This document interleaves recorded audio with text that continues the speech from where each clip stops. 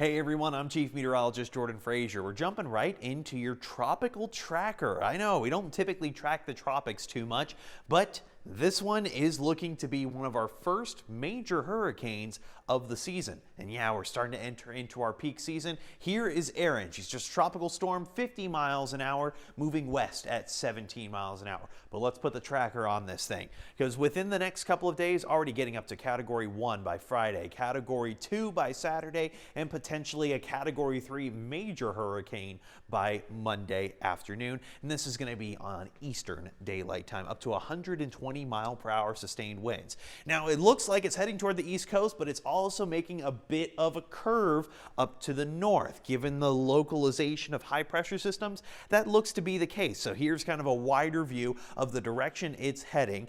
Granted, this is going to take course over many, many days. So models, of course, are going to be subject to change. But Erin isn't the only thing I'm interested in. I'm also talking about an invest. Now, this is an area where we could see potential development, but it's only at 10% chance of development within the next 7 days. And even over the next 48 hours. So likely this is not going to be much of anything, but we could see a little bit more localized impacts if it moves up the Gulf into eastern Texas. That might be pulling moisture out of West Texas. So something to keep an eye on. In the meantime, here's a full overview of those tropics. Actually starting to ramp up a little bit. We're entering into the beginning of peak hurricane season. That's going to be late August into early September.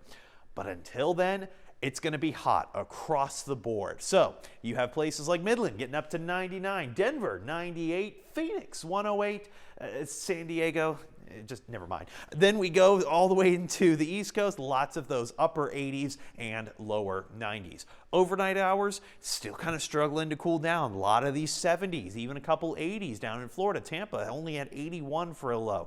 AC unit is going to have to keep on running and running at this rate. Any chance for showers or thunderstorms? Well, most of activity is going to be limited toward Nebraska and the Dakotas. Here was yesterday, and now here's the severe risk for today. Thursday afternoon, not really seeing much, but little pop-up showers and storms. Now, these ones are going to be a little bit on the stronger side. We're not necessarily in severe weather season, but we still have that small chance of some of those storms across the Great Plains moving over toward the Great Lakes. Rain chances beyond that going to be slim to none. I'm talking even along the Gulf Coast, just still going to be limited mainly to Florida, Georgia, Alabama, and even some of those Carolinas. So next couple of days heading into the weekend, what our temperature is going to be looking like. A mix of those 60s, 70s, and 80s. Of course, Phoenix going to be along those triple digits. Denver staying pretty hot in those 90s. The Lone Star State avoiding triple digits, but not by much. Look at those upper 90s across the board. The Southeast, yep, a lot of those 90s. Moving farther north, more 90s. Okay, do I need to keep going with this? Well, actually, we got some of those 80s popping in along the Great Lakes and even into the Northeast, settling down in Portland at pretty comfortable 80 degrees. Sounds good to me. You guys have a great rest of your day.